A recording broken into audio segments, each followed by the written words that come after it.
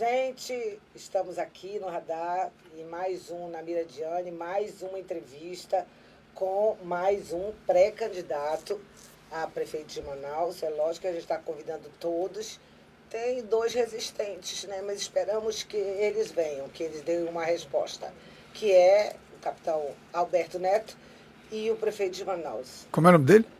David Almeida, né? Porque, como dizia Léo Magalhães, tem D, gente. Quando não tem D é Davi, quando tem D é David, segundo os norte-americanos. Mas vamos lá. Hoje é Marcelo Ramos e, como a gente costuma fazer aqui, a gente destaca algumas coisas da trajetória do entrevistado, né? Marcelo Ramos Rodrigues nasceu em Manaus no dia 29 de agosto de 1973. É um advogado e político brasileiro, atualmente filiado ao Partido dos Trabalhadores.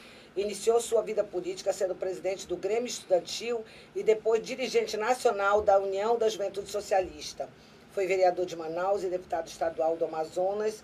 Anteriormente, exerceu também os cargos de subsecretário municipal de esporte de Manaus entre 2005 e 2006 e presidente da SMTU, sob a gestão do prefeito Serafim Corrêa. Relembra para mim, o que é SMTU? Era Transportes Urbanos. Superintendência Municipal de Transportes Urbanos. Superintendência Municipal de Transportes Urbanos, que eu não gosto de dizer abreviatura, tem que dizer o nome todo. Sob a gestão do prefeito Serafim Corrêa, o Sarafa. Também foi chefe de gabinete do Departamento de Relações Internacionais do Ministério do Esporte no governo Lula, em 2006, sob o comando de Orlando Silva. Em 2018, foi eleito deputado federal pelo Amazonas, pelo PR. Foi eleito primeiro vice-presidente da Câmara dos Deputados do Brasil em 2021. Atuou como consultor de gabinete de relações institucionais da Petrobras entre maio de 2023 a maio de 2024, quando saiu de seu cargo para vir como pré-candidato à Prefeitura de Manaus.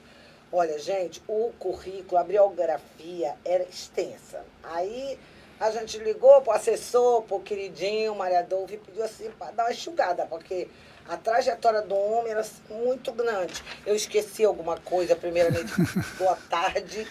Eu esqueci alguma coisa? Não, Anny, primeiro, boa tarde, e eu quero primeiro registrar a alegria de estar aqui com você, registrar a sua gentileza. Você acabou sendo vítima de uma injustiça, porque nós tivemos um problema com outro portal que editou uma entrevista que eu fiz gravada, e por isso questionamos o fato da entrevista ser gravada, mas você imediatamente registrou que faria ao vivo, mas se fosse gravado eu também estaria aqui pelo carinho, pela confiança, pelo respeito que tem ao teu trabalho, e eu preciso começar dizendo isso. Eu acho que faltou dizer aí que eu fui vereador de Manaus, fui deputado estadual, né? Não lembro de ter visto. Foi vereador de Manaus e então deputado estadual do Amazonas. Sou advogado, formado pela Universidade Federal do Amazonas desde os 22 anos. Hoje tenho um escritório de advocacia em Manaus, em Brasília e em São Paulo. Sou consultor na área de relações institucionais. Minha consultoria funciona em São Paulo. Presto serviços para várias empresas privadas, que é a minha atividade profissional hoje. Eu não vivo da política. Eu tenho uma atividade fora da política e procuro sempre estar estudando para que eu possa me qualificar tanto para a política como para a vida. É uma alegria estar aqui com você e poder conversar sobre esse novo desafio que é ser pré-candidato a prefeito de Manaus. Primeira pergunta é: quais os principais problemas, os problemas mais sérios que você vê em Manaus, logicamente, na sua opinião? Sem dúvida, Anny, o principal problema de Manaus hoje é a questão da saúde pública. Nós temos dois vazios: um vazio na baixa complexidade, na rede de atenção básica de responsabilidade da prefeitura, e um vazio na média e alta complexidade de responsabilidade do governo do estado. Eu explico. A prefeitura ela é responsável pelas UBSs, pelas unidades básicas de saúde e pela estratégia de saúde da família. O hipertenso, o diabético que precisa de um atendimento contínuo, a criança que fica com febre, o idoso que tem uma dor de cabeça, o lugar para o atendimento dele é a unidade básica de saúde. Qual é o problema de Manaus? O prefeito se gaba, como a gente diz, de que tem 84% de cobertura. Só que tem 84% de cobertura porque o governo Bolsonaro mudou os critérios e aumentou o número de pessoas que podem ser atendidas pela mesma UBS. Isso precarizou muito o atendimento. Além do mais, você ter por volta de 20% da cidade sem cobertura, significa que aproximadamente 400 mil pessoas em Manaus são invisíveis para a estratégia de saúde da família e para a rede de atenção básica. Elas não têm uma UBS para ser atendido. Eu tive segunda-feira no Cidade de Deus não tem UBS. Se alguém ficar doente, se uma criança ficar doente, a mãe tem que levar lá para o Alfredo Nascimento. Chega no Alfredo Nascimento, dizem que aquela UBS não é para atendê-los, e eles ficam num vácuo de atendimento. Sim. Além do mais, das 288 UBSs de Manaus, só 10 funcionam com horário estendido até 21 horas. 278 fecham às 17. Ou seja, em Manaus, você tem que escolher a hora que você vai ficar doente. Porque se você ficar depois das 17, não tem como ser atendido. Mas se você conseguir um atendimento na atenção básica de responsabilidade da prefeitura e precisar de uma consulta, de um exame ou de uma cirurgia com especialista, aí você vai para algo que é o terror do povo do Amazonas hoje, que é o CISREG. É a única fila invisível. Era melhor, Anne, se montassem uma fila na porta do hospital. Pelo menos a pessoa sabia qual era a vez dela. Então montam uma fila invisível. E por que ela é invisível? Porque daí o deputado consegue furar a fila, o amigo do secretário consegue furar a fila, e as pessoas mais humildes que realmente precisam de atendimento. Já desse eu recebi uma mensagem de uma senhora que a autorização do exame do pai dela chegou 11 meses depois que ele morreu. Olha que loucura. Já contamos casos. Então é essa a situação da saúde pública, por isso eu não tenho dúvida de que a saúde pública é o que há de mais grave hoje. O Tribunal de Contas fez, no último sábado, um relatório da visita ao Instituto da Mulher Dona Lindu. Falta medicamento, falta leito, tudo quebrado, comida ruim. Não tem cabimento num estado tão rico como o nosso. Então o prefeito e o governador resolveram brigar entre eles e precarizar o que já era ruim, porque eles não conversam para melhorar a rede. O sistema é único, prefeito e governador têm que conversar, porque um depende do outro. Se não tiver atenção básica, superlota, média e alta complexidade. Se atender a atenção básica e não tiver a média e alta complexidade, o cidadão tem uma dor de barriga. Se for uma dor de barriga simples, na UBS passa um remédio para ele, ele volta para casa, tranquilo. Mas se for um problema gástrico e ele não conseguiu a consulta com gastro, ele vai voltar 10 vezes na UBS com dor de barriga, porque ele está tratando a dor e não a doença. Então, saúde certamente é o problema mais grave. Nós vamos aumentar a cobertura para 100% em parceria com o governo do presidente Lula. Não vamos deixar nenhuma Manauara sem cobertura de atenção básica.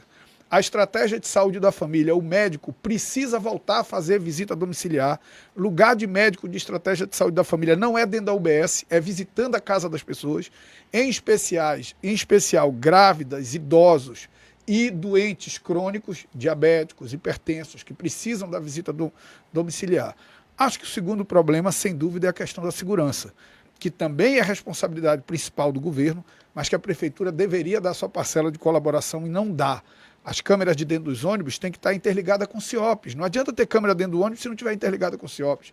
A guarda municipal não tem que estar protegendo só a Ponta Negra, não tem que estar protegendo as secretarias, tem que estar protegendo os terminais de ônibus, tem que estar protegendo as UBSs para que elas possam funcionar em horário estendido e não fechar. A gente aqui já mostrou arrastão em UBS. 17 horas. Elas fecham 17 horas porque dizem que não tem segurança para funcionar depois. E nós temos uma guarda municipal.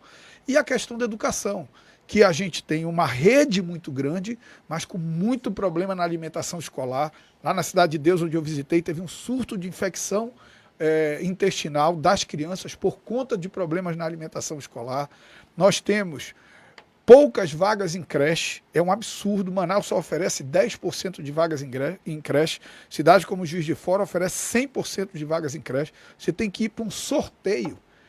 E não ter creche, Anne, olha o que significa para uma mulher não ter creche. Uma mulher humilde, em especial uma mãe solo. Quando ela não tem creche, ela tem que escolher. Você foi mãe solo, né? Sim. Minha mãe foi mãe solo porque meu pai faleceu muito cedo com 4 filhos. Todo dia você tem que escolher. Se você sai para trabalhar e deixa o filho de 8 cuidando do de 3, como a minha mãe me deixava com 12 cuidando dos meus irmãos de 9, 6 e 3, ou se você fica em casa e não consegue colocar comida na mesa no outro dia. Imagina uma mãe humilde, imagina uma mãe que não tem trabalho, que depende de Bolsa Família, que precisava sair de casa para dar uma vida melhor. O Radar foi que denunciou e fez o Ministério Público, foi a Defensoria Pública que entrou com uma ação e suspendeu o sorteio, né? Porque isso é um absurdo. Isso é um absurdo. Então nós precisamos aumentar o número de vagas em creche. O governo da presidente Dilma autorizou 116 creches para Manaus. Nós só temos 23 construídas. Por que não constrói creche, Anne? Você deve perguntar, né? Mas, se tem dinheiro para fazer 116? Porque quando constrói a creche, tem que pagar o custeio da creche. Então é melhor não construir para não gastar com o funcionamento dela. E aí é uma questão de prioridades. Se você construir creche, talvez não sobre dinheiro para fazer o Parque Floresta dos Gigantes, que de floresta não tem nada, porque não tem nenhuma árvore lá. Se você não construir creche, talvez sobre dinheiro para fazer o Mirante, que é muito bonito, pelo menos pelo que eu vi da TV, ainda não fui lá. É uma questão de decisão de prioridades. Eu tenho uma clareza absoluta. Se eu for prefeito de Manaus, pela vontade de Deus e do povo da cidade de Manaus, quem é prefeito de todos, de rico e de pobre. Quem é prefeito tem que cuidar da Ponta Negra e da colônia Antônio Aleixo. Agora o dinheiro não dá para tudo. Sim. O prefeito tem que fazer uma opção. A minha opção vai ser sempre pelos pobres. Porque os ricos, eles vivem com prefeitura ou sem prefeitura. Eles não precisam de UBS, eles não precisam de creche, eles não precisam de escola, eles não precisam de diversão. Mas o pobre, ou é o poder público oferecendo o mínimo de condição de vida para ele, ou a vida dele é muito sofrida. Então, eu acho que o principal que pode me diferenciar do resto é que eu vou governar para todos. Mas, toda vez que tiver uma opção, a minha opção vai ser por cuidar das pessoas mais humildes. Como o senhor avalia, eu já até imagino como, avalia, então, a administração do prefeito Davi Almeida? Eu acho que é uma administração, como eu digo, né, uma administração ali 4.9, que não passa ali, fica pertinho da média, né? Eu acho que o prefeito Davi, ele faz o feijão com arroz, mas é uma cidade cheia de potencial. É uma cidade, Anne, que quando ele assumiu, tinha um orçamento de 7,5 bi. Hoje tem um orçamento de 9 bi. O executado vai dar quase 10 bi. Então, era uma cidade para ser referência nacional no ensino do 1º ao 5º ano, que é o ensino fundamental, quando as crianças aprendem a ler, escrever e fazer as 4 operações matemáticas. Era uma cidade em que as pessoas poderiam se orgulhar e ter tranquilidade de vida no seu sistema de saúde. É uma cidade que poderia ter obras de infraestrutura priorizando o transporte coletivo. Então eu acho que é uma gestão que deixou muito a desejar. Nós já tivemos coisas piores, né? Não dá para ter dúvida de que nós já tivemos coisas piores. Mas é uma gestão que deixou muito a desejar. Podia fazer muito mais pela cidade de Manaus. Qual é a tua opinião? Como é que você analisa o prefeito Davi Almeida, o David? Eu até estranhei o Davi, viu? Eu também estranhei, não é estranho. O prefeito Davi Almeida tirou das ações de cidadania o casamento coletivo de pessoas LGBTQIAPN+. Como tu avalia essa questão da cidadania sem que inclua essas pessoas? Não é cidadania. Não é cidadania. Anne, nós não temos o direito de escolher quem o outro quer amar. Eu tenho um filho mais velho, meu filho Gabriel tem 27 anos, ele é gay. É uma das pessoas mais incríveis que eu conheci em toda a minha vida, que me ensinou o que é amor, que me ensinou o que é a tolerância, que me ensinou a ser um ser humano melhor, cara. Aí eu tenho o direito de escolher quem o Gabriel vai amar, cara. Isso não tem cabimento. Nós não estamos falando de casar as pessoas na igreja do prefeito Davi. Se ele fosse contra casar as pessoas na igreja adventista, teria todo o meu respeito. É a igreja dele, professa uma fé que não cabe esse casamento. Mas ele não é prefeito da igreja adventista, ele é prefeito da cidade de Manaus, de todas as pessoas. As que professam a fé dele e as que não professam a fé dele. E, obviamente, que nós estamos falando da necessidade, primeiro, de você levar para a vida civil um laço afetivo entre pessoas que se amam. Ninguém está querendo casar com ele, não. As pessoas querem casar entre si. Sim. Então, de pessoas que se amam. E você não pode negar esse direito, não só pela questão afetiva, mas pela questão de patrimônio que você constrói junto, que se você não estabelece esse laço de forma jurídica... até mesmo de legalidade, porque já a OAB foi e fez, né? De legalidade. E realizou então, o casamento. Eu respeito muito as igrejas, tenho minha fé. Agora o Estado é laico. O Estado tem que respeitar todas as pessoas. Agora vamos começar a entrar mais em eleição. Tu és definido como o candidato do presidente Lula e o candidato que representa a esquerda. Mas o teu nome não conseguiu até agora unir a esquerda. Tanto que o PCdoB, 2 partidos importantes de esquerda, o PCdoB e o PSOL, têm pré-candidatos. O que aconteceu e o que tu estás fazendo para pacificar essas coisas, pacificar a esquerda? Anne, primeiro, eu não quero que a minha candidatura seja uma candidatura única e exclusiva de esquerda. Eu quero que a minha candidatura represente um campo democrático, popular e progressista da cidade de Manaus. Isso é mais do que a esquerda. tem muita gente que não é de esquerda e que me apoia.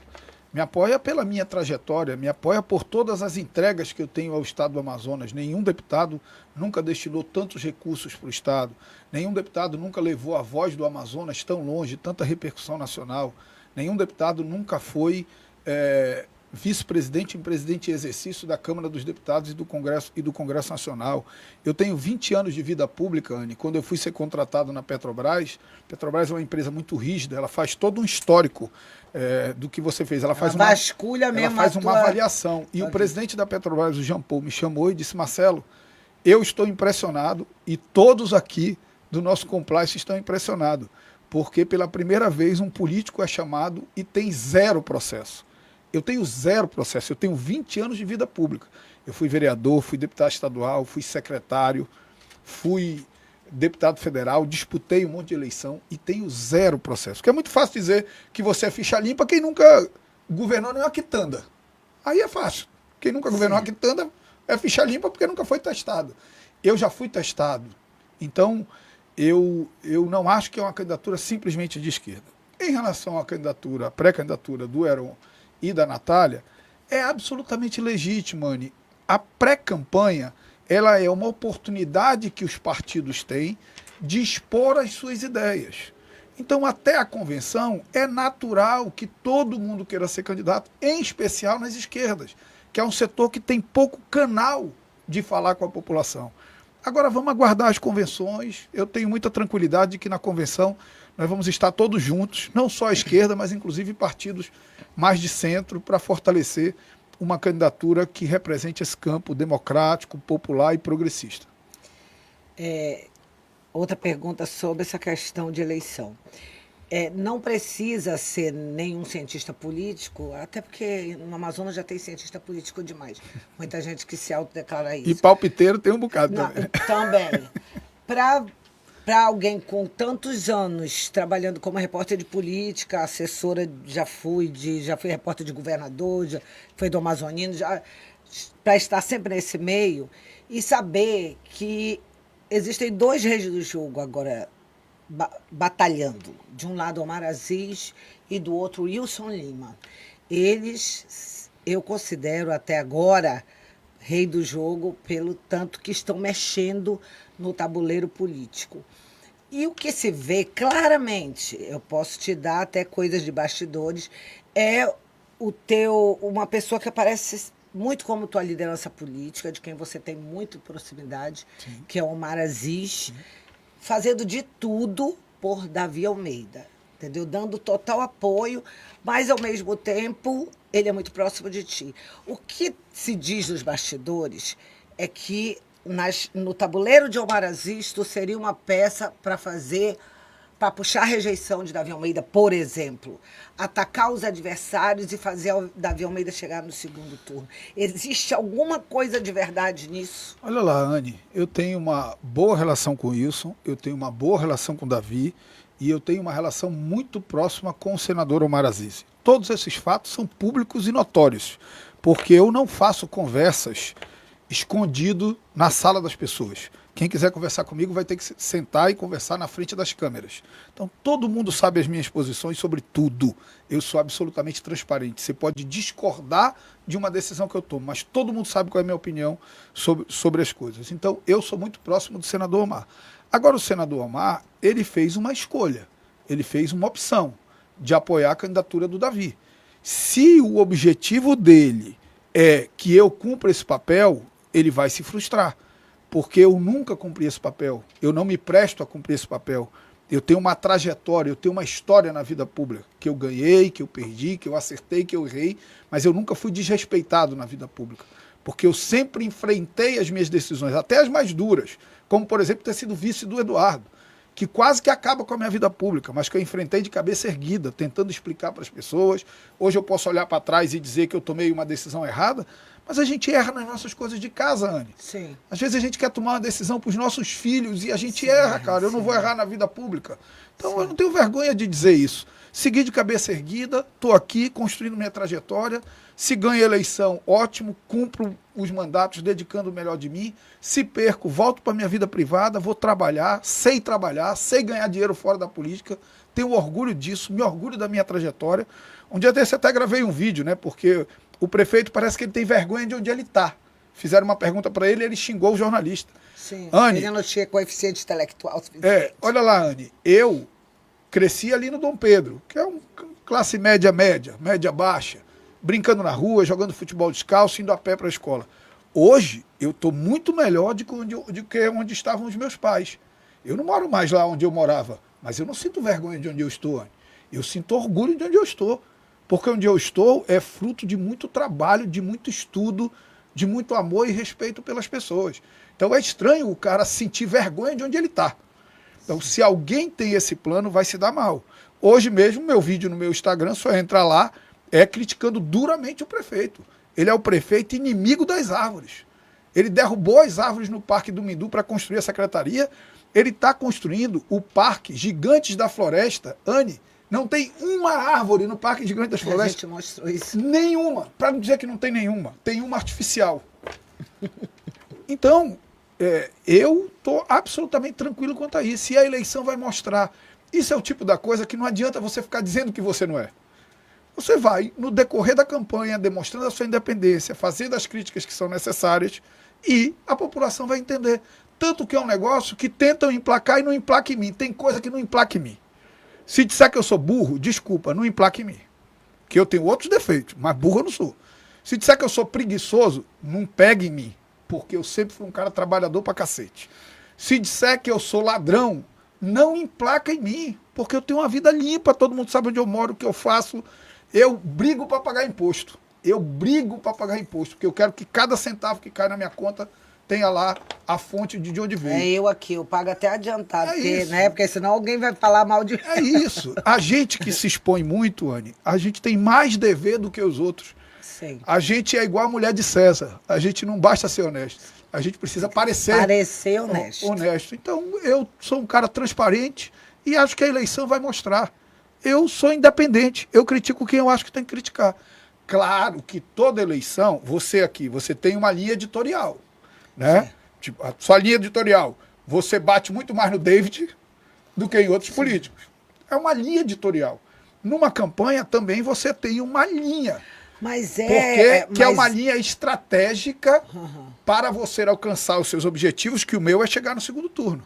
Então, eu uso isso agora. Tenho absoluta independência em relação ao prefeito Davi. Mas como outro dia eu fiz uma rapidinha até cantando. Tentei te esquecer, não Ele não deixa. Porque todo dia tem uma denúncia, todo dia tem um problema. Não acaba nunca. Era que nem o Wilson na outra eleição. Fica batendo. Sim, mas se tiver denúncia, eu não vou deixar de dar. Sim. Se a gente notar que a coisa é séria, não pode deixar. É meu trabalho. Anne, um dia desse eu dei uma declaração. Tem uma turma que fica com raiva de mim. O pessoal da minha assessoria diz: rapaz, tem que parar de falar isso. Falei, olha, deixa eu dizer uma coisa. Uma coisa é governo do Estado, prefeitura, Assembleia Legislativa, Tribunal de Contas, Câmara de Vereadores, fazer patrocínios institucionais. Isso é absolutamente legítimo, legal. Outra coisa é político pagar jornalista, blogueiro, dono de portal, para falar bem dele ou mal dos adversários. Sim. Isso é a maior agressão à liberdade de imprensa que pode existir, é um político pagar um blogueiro para falar bem dele. Isso sim é agressão à liberdade de imprensa. Estou separando de propaganda institucional, Sim. que é legítimo, que ainda bem que os portais democratizaram isso, que antes era concentrado na mão de meia dúzia, agora são coisas completamente diferentes. Então, acho que, eu quero dizer isso, as pessoas, às vezes, elas ajudam mais você criticando do que bajulando. No meu mandato de deputado federal, que foi um ótimo mandato, mas foi um mandato que, por conta de muitas obrigações em Brasília, eu me distanciei muito de Manaus. Se eu tivesse ouvido mais as pessoas que me criticavam, as pessoas diziam que estava no rumo errado, que do ponto de vista eleitoral eu ia sofrer consequências disso, talvez eu tivesse tido um mandato melhor do ponto de vista da presença na cidade de Manaus. É uma coisa que eu sempre falo aqui nas entrevistas com os políticos.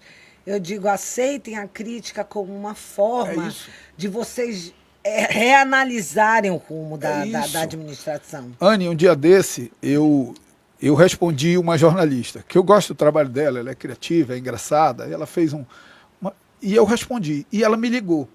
Aí eu falei, deixa eu te dizer uma coisa, jamais eu vou pedir para tu tirar, eu vou entrar na justiça para tu tirar, não.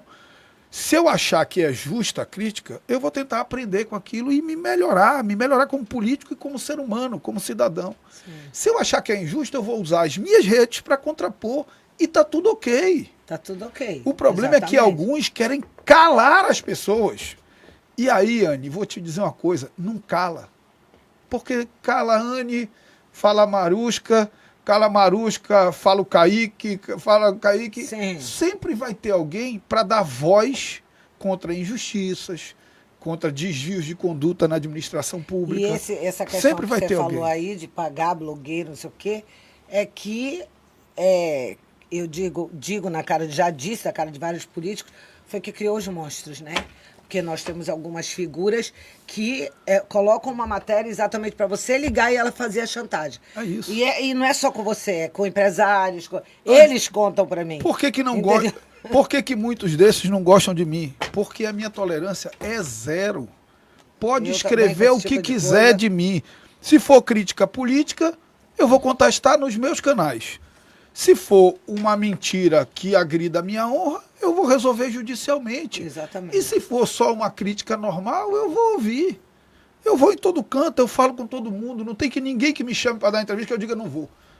Eu vou, qualquer pessoa que me chamar, eu vou em todos que me chamarem. Todos. Tem uns que me xingam, que não gostam do Lula. Eu vou, se me chamar eu vou. Eu acho até legal, porque acaba que é a chance de você esclarecer uma coisa que geralmente não lhe perguntam. Exatamente. É a chance de você ser transparente. Você gerar o contraditório. É a chance de você dialogar com um eleitor que não é teu. Então, eu sou muito tranquilo com isso. Vamos lá. Vamos lá. Eita, ficando longo, né? Mas é muita coisa para conversar. Eu vou ser mais curto agora, prometo. Não, depois de mais duas perguntas é que vem a rapidinha. Ave Maria, aí, aí é que é o perigo. Aí, no máximo...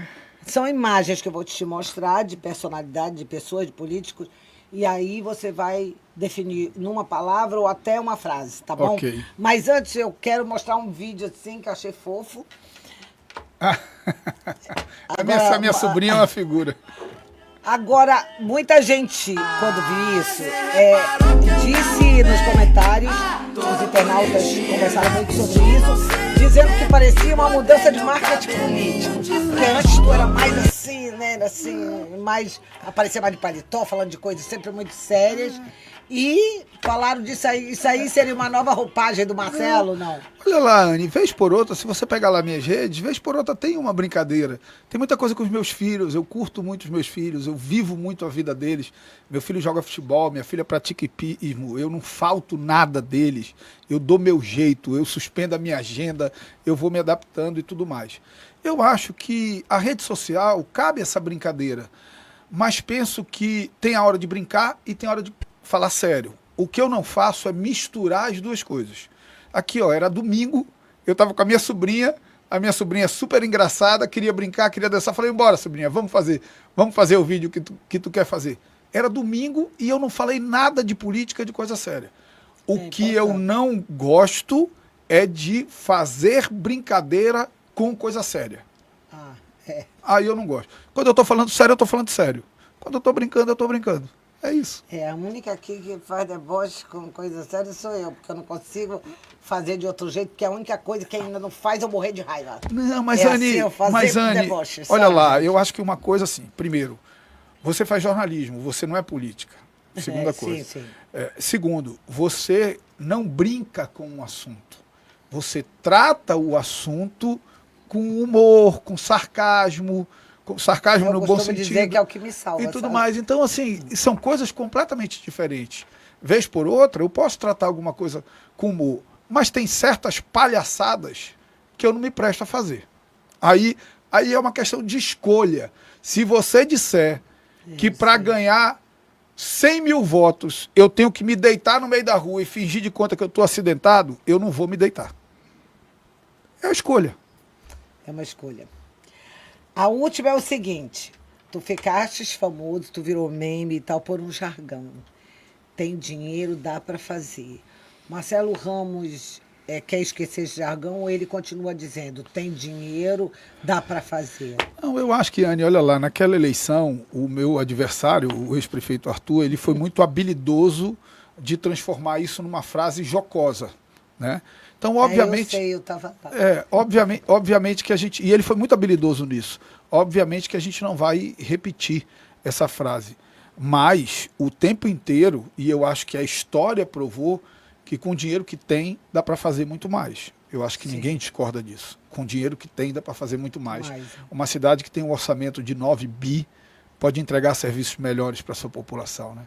Sim, então, acho que nesse sentido, fazer, no sentido do conteúdo do que a gente diz, se você cuidar bem do dinheiro, se não errar nas prioridades, se não desviar, se não deixar roubar, se for transparente, você pode entregar muito mais para a população. Agora a gente entra nas rapidinhas, gente. Agora é que o bicho pega. Vamos lá. Primeira imagem. Sim. Definição de Heron Bezerra. O mais longevo político da esquerda do estado do Amazonas. Ponto. Só isso, nada mais. Segunda. Uma companheira muito fraterna, que tem sido muito solidária e me ajudado muito nessa caminhada. Mas já está pacificada. E desculpa, eu vou quebrar rapidinho, porque, gente, teve uma pergunta que eu não fiz. Não foi, Dan? Teve uma pergunta que eu não fiz. Já está pacificada essa situação? Porque você... É uma opinião minha, como você disse, você tem a sua, eu tenho a minha. Mas até eu critiquei a questão de uma mulher como a Anny Moura, tem uma longa história no PT, uma história de luta que eu acompanhei várias, inclusive na prisão de Lula e tal. E, de repente, você sai do PL, de Bolsonaro, ou sem Bolsonaro, do PL e vai pro PT. Sem Bolsonaro. Porque quando o Bolsonaro entrou, eu saí. E quando eu saí para ir para o PT, eu já não estava mais no PL, eu já estava no PSD. Sim, você não acha um pouco de injustiça aí, essa questão? Veja, de Anny, não ser a Anny Moura e ser você? Veja, Anny, olha lá. Primeiro, a Anny foi absolutamente solidária, fraterna comigo. Ela retirou a candidatura em apoio a mim.